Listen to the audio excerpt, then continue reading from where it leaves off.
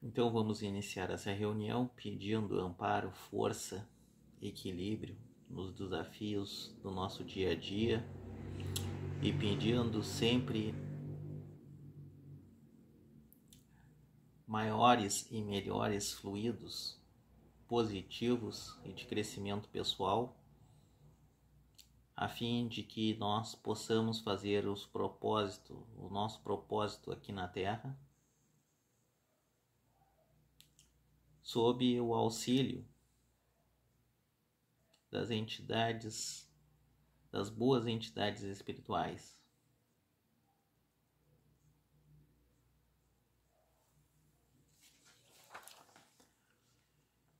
Grande consciência, origem nossa, fruto dos bons pensamentos e da evolução do espírito, que a luz em bondade seja a nossa guia e companhia. Sigo na verdade em auxílio à caridade, à fraternidade e à felicidade perante aqueles que são merecedores. Que assim seja, autor exegese que vos fala.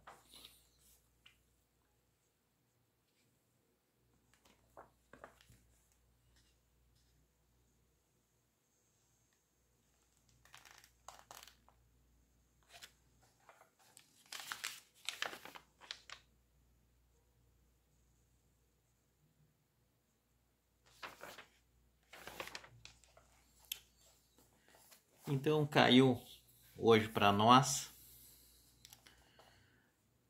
falarmos sobre a afabilidade, afável, e a doçura.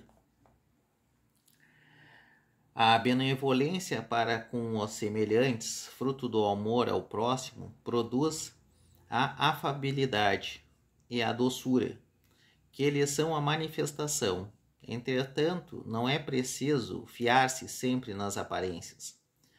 A educação e o hábito do mundo pode dar o verniz dessas qualidades. Quantos há cuja fingida bonomia não é senão máscara para o exterior?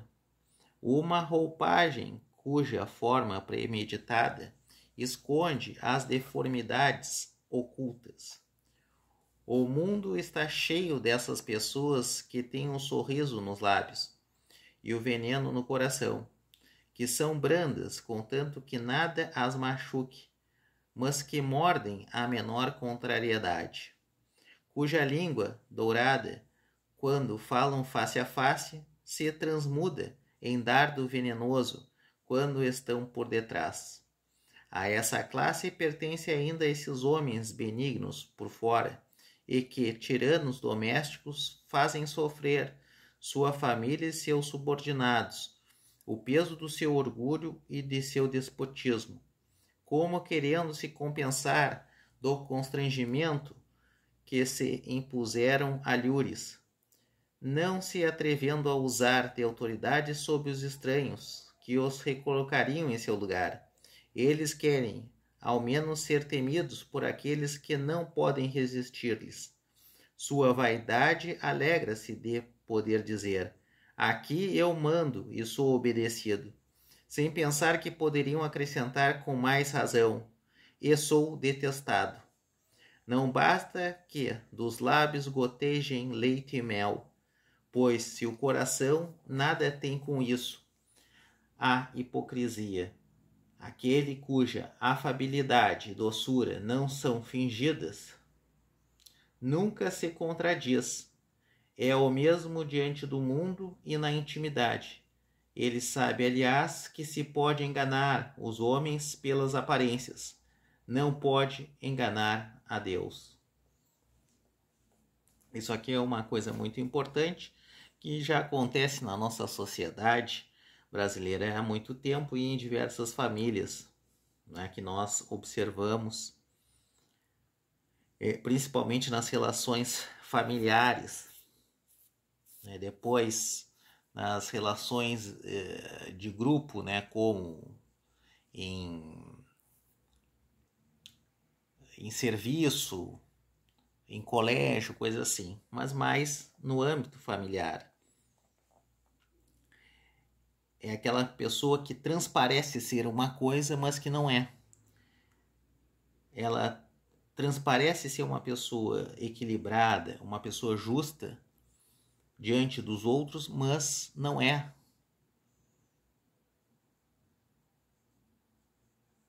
Não é diante do seu pensamento.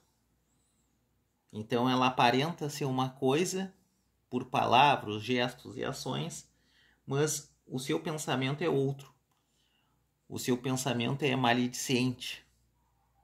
E quando ela, principalmente nas relações familiares, ela acaba magoando as pessoas no seu entorno, porque ali ela faz o que bem entender, sem ter uma resposta, desprovida de qualquer responsabilidade ou de qualquer necessidade que um estranho possa dar para ela. Então ela é diferente no comportamento em casa e na rua. É por isso que às vezes a gente observa muito isso aí. O fulano, como ele é bom. Aí outros dizem, mas em casa ele é o terror. É isso que a gente tem. Isso é uma disposição do caráter. O caráter duvidoso, que advém, como ele diz aqui, da hipocrisia. A pessoa não transmite realmente o que ela é. Ela é falsa naquilo. E isso acontece muito em várias famílias, infelizmente.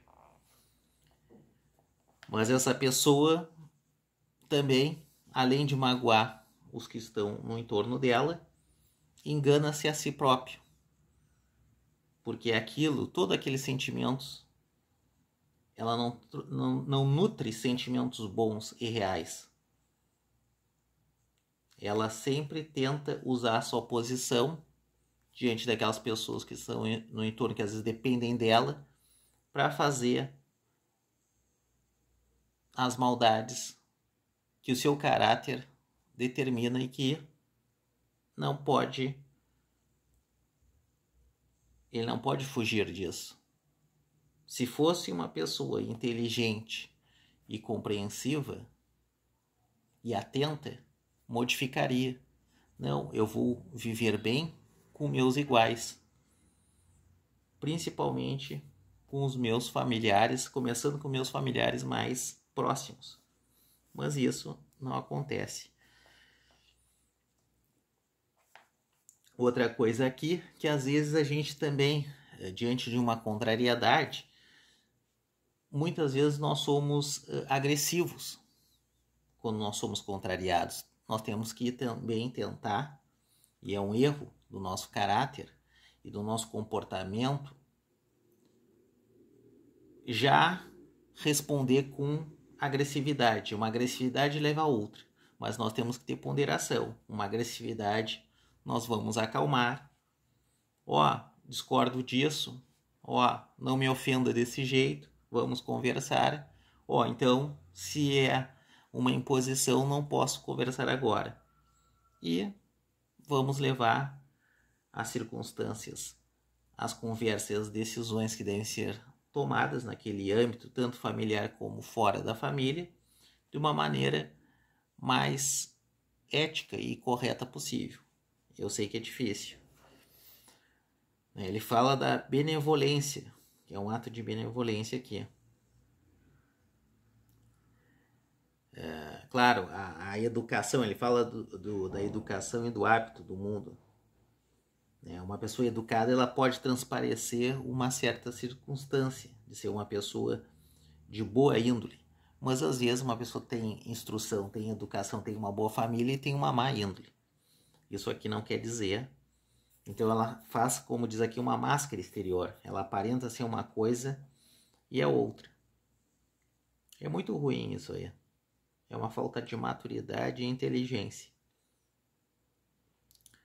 Ela esconde, através dessas máscaras, que nem ele diz aqui, as suas deformidades ocultas. O mundo está cheio de pessoas assim. Sorriso nos lábios e veneno no pensamento. aquele de coração. O coração, né? O coração é um sentimento. Né? E estão predispostas a machucar as pessoas. O que eu ganho machucando as pessoas? Eu ganho a minha satisfação interna. Ah, tu ganha uma satisfação externa, tá, mas o que ela alimenta? O meu mau caráter. Bom, então tu não ganha nada. Tu maltrata para alimentar com uma coisa ruim, tu faz uma ação ruim para alimentar algo ruim dentro do teu pensamento. Isso aí trará o que? Consequências e punição para a própria pessoa. Então isso aí não é ganhar nada.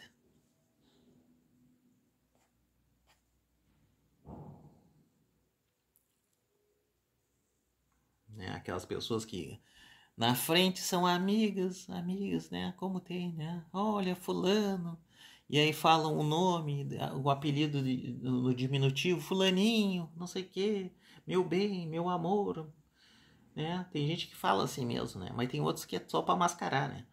Meu querido, meu isso. É tudo falso. Quem tá ligado e percebe, eu sou um daqueles que percebo, né? Eu já sei que aquela pessoa não. Aquilo ali é da boca para fora, toma cuidado, né? Então, aqui fala também, né? Porque ela quer, né? Ela quer o que? Adubar. Ela quer adubar o que? O seu orgulho, o seu despotismo.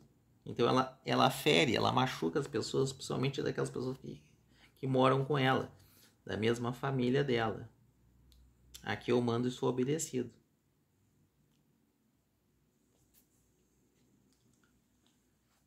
Então, isso aqui não é bom para a pessoa. É uma parte curta, mas muito importante isso aqui. A gente podia ficar falando aqui muitas horas aqui. A afabilidade e a doçura, né? Confortar as pessoas, ser doce, né? Como é bonito uma pessoa assim, né? Que cuida daqueles que estão no entorno, que cuida, né? Que se apresenta. Às vezes tem gente que faz festas, faz comemorações muito bonitas, mas os valores que ela passa em pensamento, em palavras, em gestos, em ações, cai por terra tudo aquilo ali, toda aquela beleza que foi construída, né? Aí a pessoa transforma qualquer comemoração, qualquer coisa, numa coisa ruim, num inferno às vezes, né? Até em datas comemorativas, Natal, Ano Novo, a pessoa já não dá, já briga, já não sei o que, já se desentende, já não quer saber, não consegue acalmar em lugar nenhum. Isso é triste. Mas é isso mais ou menos que quer dizer. Eu vou ficar por aqui. E aqui a gente pode ler mais algum ponto aqui. Deixa eu ver.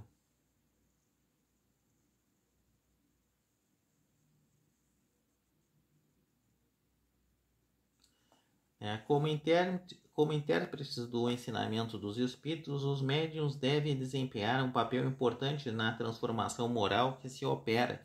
Os serviços que podem prestar estão em razão da boa direção que deem à sua faculdade, porque os que estão no mau caminho são os mais nocivos do que úteis à causa do espiritismo. Pelas más impressões que produzem, retardam mais de uma conversação. Por isso, lhes serão pedidas contas do uso que terão feito de uma faculdade, que lhes foi dada para o bem de seus semelhantes, né? Então, aquelas pessoas que têm uma mediunidade, por isso que a causa primeiro é o auxílio do bem. A pessoa não pode ficar usando o espiritismo para ter contato, para perguntar coisas que não são úteis, ou utilizar as suas faculdades mediúnicas, que é um instrumento, que é um dom que foi dado, que está disponibilizado, posso até dizer temporariamente, para um caminho nocivo. Então tem que ter muita cautela. Só pode o que? Tu vai, orienta, dá uma boa palavra, e só em coisas importantes que, para aqueles que estão preparados e estão nos recintos adequados, realizar uma transmissão importante e esclarecedora junto aos espíritos.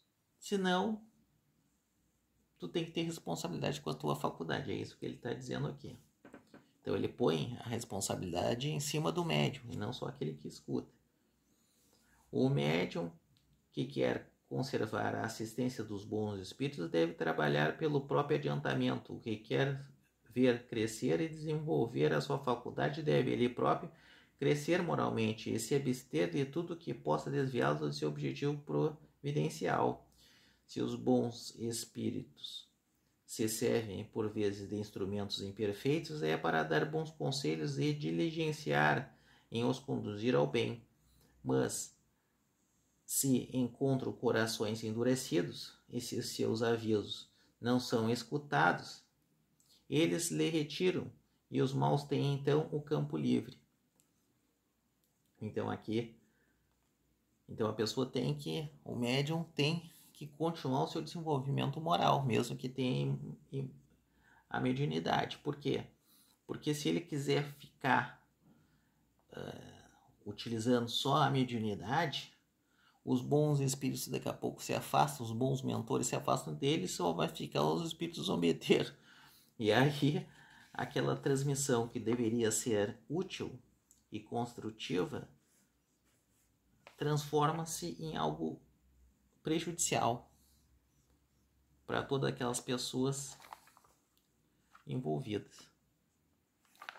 Então era isso, que assim seja. Muito obrigado. Vamos tomar então aqui uma água muito pura,